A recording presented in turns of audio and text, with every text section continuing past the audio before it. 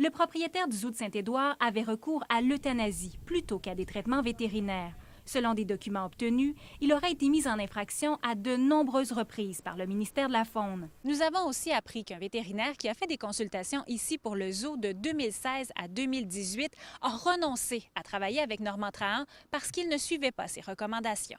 Dans ces rapports, on y fait état d'animaux amaigris, de sabots trop longs et d'un lionceau qui présente un retard de croissance marqué en raison d'un manque de suppléments dans son alimentation.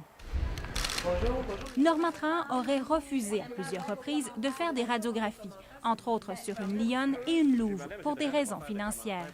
Les deux entrepreneurs qui avaient entrepris des démarches pour acheter le zoo en 2018 avaient aussi constaté l'état des lieux. Dans le sous-sol où c'était plus rouillé, plus délabré, la poussière et les plafonds à moitié défoncés. Moi-même, je me sentais pas bien là. Je me demandais comment un animal pouvait passer l'hiver au complet dans ce bâtiment-là.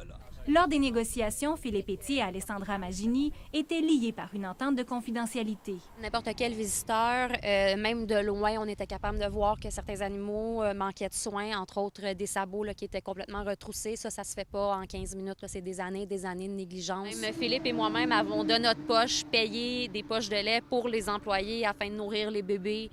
Donc, c'est toutes des choses comme ça là, que pour nous, on le savait là, qu'il y avait quelque chose qui se passait. On savait juste pas la gravité de la situation. Là. Les deux entrepreneurs ont toujours comme projet d'acheter un zoo.